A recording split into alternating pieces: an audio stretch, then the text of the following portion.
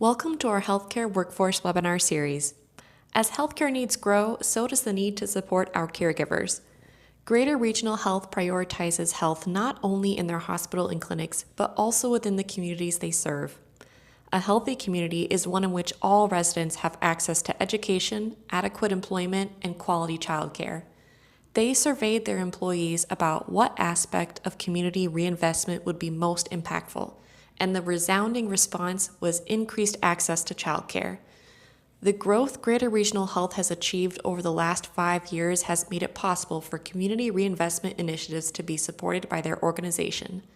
Today, we are joined by the board members of one such initiative, the Greater Childhood Development Center, with Board President Amy Rieck with Greater Regional Health, Christy Nixon with Southwestern Community College, Mindy Stalker with Union County Development Association, and Melissa Zelmer, Executive Director of the Center. Our groundbreaking was November 2021. November 3rd. Yeah. Yep. Yeah. So, conversation started 2018, groundbreaking 2021. Yeah. Nothing happens fast. No. But once it started rolling, things really kind of fell into place. I feel like, maybe in the moment, while we were in it, it didn't feel that way. But now looking back, I'm like, oh, that was easy, right? So I did. I had to write all this down. So November was our groundbreaking to build the building. Then I Think I Can had word that they were going to lose their director, right? Yes. Because some turmoil started to happen in the old center, and so we quickly made the decision as we also had two different boards happening, right? We had the board of the new facility and then the board of the old facility, and there was enough turmoil in the staff that we realized that we had to hire someone, and that's when we interviewed and hired Melissa. But then you took over at I Think I Can in August of 22, and then we opened up the new facility in August of 23. So okay. So you took on one center, and then a year later transitioned here. Okay. Yes. That's some quick changes there. yeah. And almost entirely new staff. Yes. I asked her that exact same question this morning. Tell us. So when I started at I Think I Can, one of the things that I said when they offered me the position is I want to see the building and I want to talk to my family. I want to make sure that this is exactly what I need for my family as well as for our community. And when I did the tour, I realized that it was the same facility that my best friend had worked in 1998. and it looked the exact same. Like, there just wasn't the updates that needed. It wasn't what we needed. But I was like, I can do this. I can take this small group and we can do something great. And so when I started, I had 6 staff and I had about 40 children. I had a staff. I walked in the first day and my child had COVID. And so I had to call all of the parents and say, I'm starting at work. I do not have any symptoms. I'm wearing a mask, but we're going to do this today. And so over the next year I told staff, I said, the board really wants us to just focus on moving, doing the growing relationships in the community, but I kind of want to grow. I don't want to stay just like this. And how better way to transition children but to already know them. And so we started enrolling. I started hiring and we started enrolling. And so what started with 6 staff, when we moved in 2023, I already had 15 staff. Wow. So I doubled that staff.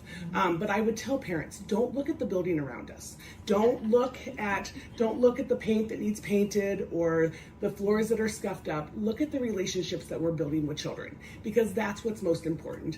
We want the parents to feel safe with who they're leaving their children with, not the facility that we're in. And so what we did is as we continued to just slowly take pieces and grow, we also focused on our staff retention and training our staff so that when they moved into this beautiful building, they wanted to stay and they wanted to grow with us. And as we continue to grow, I keep talking to the staff that we have, just how important it is. If you're going to get, we live in a college town. If you're going to get your associate and you love children, why not take some of those early childhood classes that is going to provide? That's fantastic. When you also talk about recruitment and retention from a hospital standpoint, so we've grown tremendously. I've been in the hospital for 19 years. We started with just over 100 employees, and today we have 587. So in order to do that, we have to recruit from outside of Union County, right? And we have over 55% of our staff that are driving into our community. And although I would love them to live in our community, don't get me wrong, that's a topic for a different day. But if they can at least still come here, and a lot of them are bringing their children here because they feel comfortable enough to work. You've seen it. We're across the highway, right? They feel comfortable enough to work there and yet bring their children here. And it's not just because this is a brand new facility. It's also because of the mission and the vision that Melissa has, but because our staff are also certified, right? They themselves have put investment into their own education, just like most healthcare employees do, and so they recognize that, and they do. They feel very comfortable. And Melissa's really great about communicating on a regular basis, sending those pictures to those new moms that need it, and yeah, it's been a great relationship. We love it. Tell me a bit more about the certification process. How do you recruit your staff to take it, and how is it funded, and what's the timeline for starting classes and getting certified? So we have a lot of staff as we now are in this building coming to us, wanting to work here. And many of those students, many of those part-time students are students at SWIC who I worked in childcare in my hometown, and I'm going to be here for 2 years. But I also have a lot of individuals who maybe are looking at retirement or looking at looking at the next chapter of their life. Their kids are growing and they just want to slow down, but they're not ready to retire yet. And they'll come to me and say, I'm interested, or we just as we start, we interview them. If they want to be a lead teacher, or they start to show more interest in being in childcare, then we contact them about the TEACH program. The TEACH program, then I get them involved with Kayla at the TEACH program, and we start an application. We talk about the classes at SWIC. We help them with their FAFSA, their financial aid. We kind of follow every step with the staff to make sure, and we try to send them through kind of as a group. So in fall, we have 3 staff starting.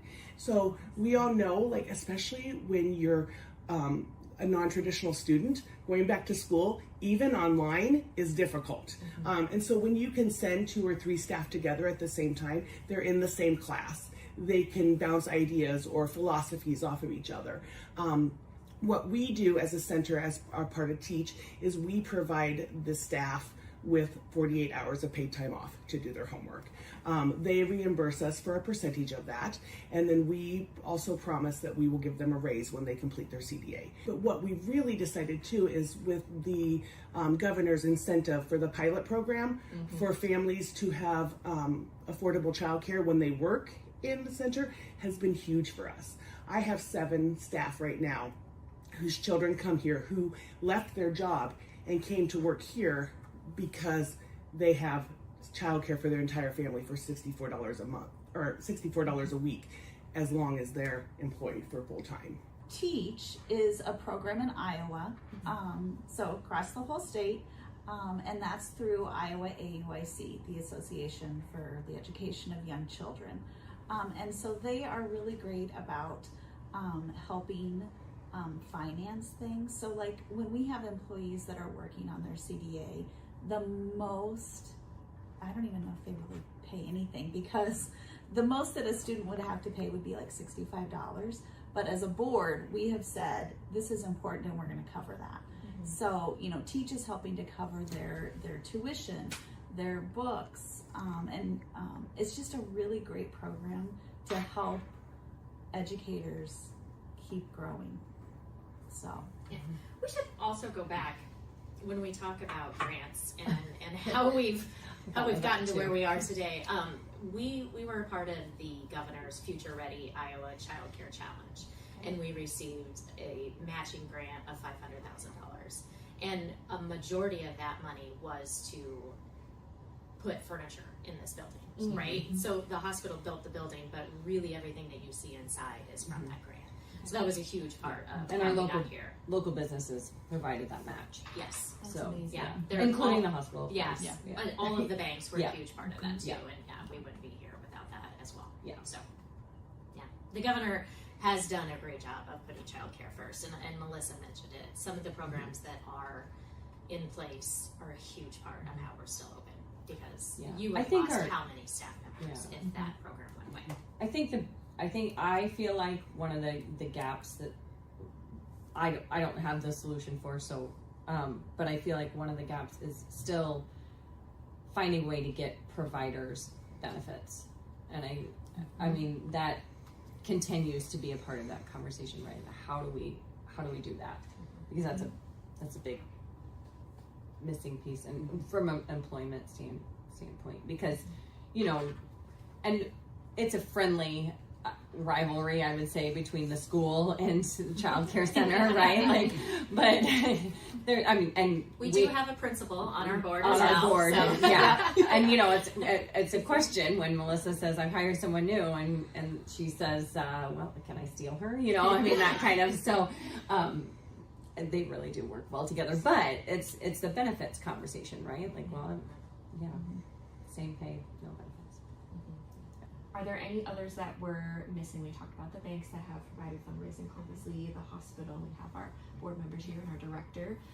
Any others that were involved in coming together, or specifically in like the survey and evaluation process? Matura, they acted as our fiscal agent through the whole process, so they helped us manage the matching funds and navigate that part of the grant that we received. So they were huge in that. And then also the I never get this right. IQ for I was like, So Quad County or Quad counties. What Christy talking about? Yeah. Do you see why we make a great group? Okay, so it's Quad Counties for Kids, Early Childhood Iowa. And there are right now we have 38 ECI areas across the state of Iowa. So Quad Counties really kind of helped us in the beginning. I think they helped us maybe finance some of the study for Children's First Finance that they did. So they were a great partner. Childcare Resource and Referral. They were with us in the beginning to help walk us through some things and think about this, or what about this? Who else? Those were the two that I thought of. Vicki brought us First Children's Finance. I mean, at that original meeting, we had politicians there. Oh my we gosh. had business individuals there from some of our larger industries in town. But I mean, honestly, when it came down to it, it was really that group that you just mentioned to make sure that we got this up and running. And without the hospital putting the building here, we might still be having conversations. Yes. Yeah. Yeah. Fundraising. 100%. Yeah. The chamber was involved.